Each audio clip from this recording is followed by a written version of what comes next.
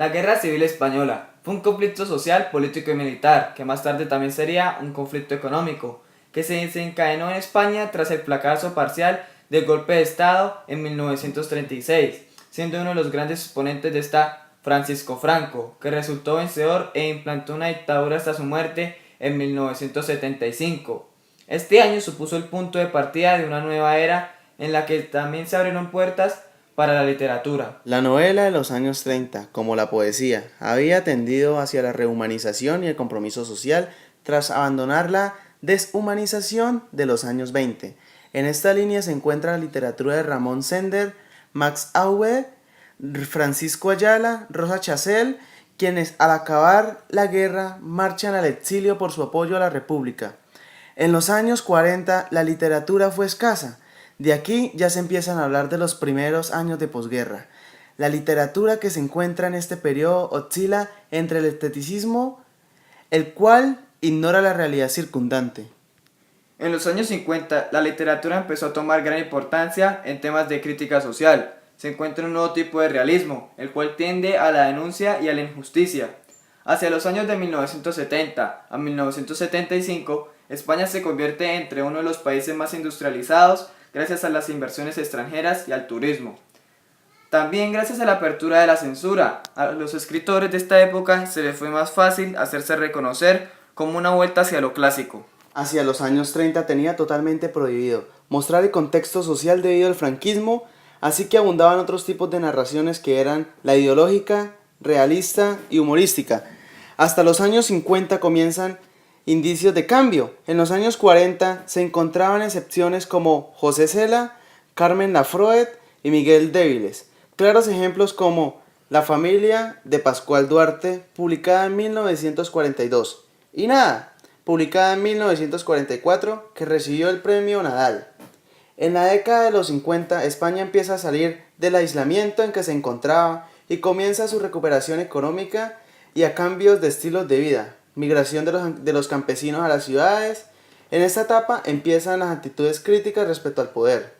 Se manifiestan más los círculos obreros y universitarios y allí nace el realismo social. La novela de esta época recoge la situación de los más desfavorecidos, las nuevas preocupaciones sociales. En 1951 Cela publica La colmena de un tono crítico y testimonial. En 1954 este tipo de novela alcanza su momento cumbre, ya que se les unen otros autores como Ana Matute, Ignacio Aldecoa, Rafael Sánchez Ferlosio y Juan García Hortelano. Novelas destacadas como Pequeño teatro de Ana María Matute, Los bravos de Jesús Fernández Santos, El jarabe de Rafael Sánchez Ferlosio. El panorama de la posguerra fue bastante pobre. Solo en salas comerciales seguían triunfando un teatro tradicional y evasionista como la comedia benaventina, tribal y entretenida. Junto a esta surge un teatro humorístico de Gardiel Ponceda. Un precedente de alta comedia en los tiempos de posguerra es la comedia burguesa, su mayor exponente Jacinto Benavente, cuyas obras analizaban críticamente a las clases medias. La alta comedia, la cual es un tipo de teatro presuntamente realista que van dirigidas a la burguesía de esta época. En este triunfa la fidelidad, la honradez y el amor. Autores destacados como Enrique Poncela, José María Pemán y Juan Ignacio Luca de Tena, entre otros. La posguerra, teatro social y teatro político. Antonio Vero Vallejo y Alfonso Sastre marcan una referencia en el teatro social y político de la época. Poseían una actitud de disconformidad y motivos por su rebelión por el sistema vigente en esta época.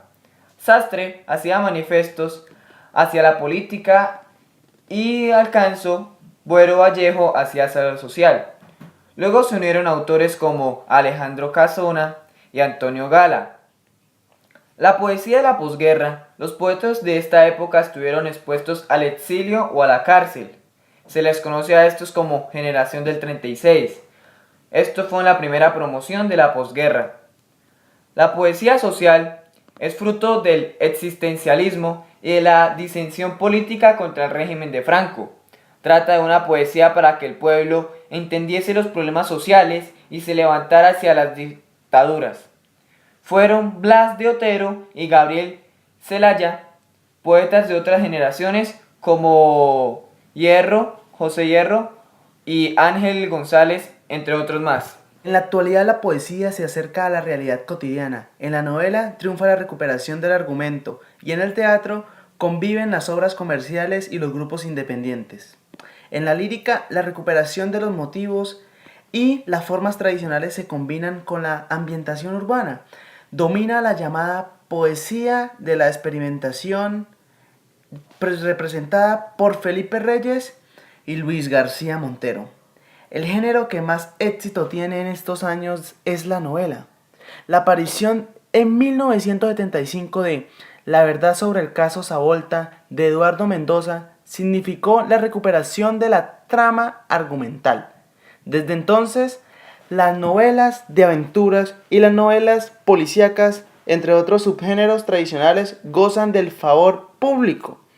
El teatro actual ofrece dos caras. Por un lado, en las salas comerciales se presentan autores consagrados. Por otro lado, hay salas que ofrecen un espacio a los escritores noveles y a la experimentación.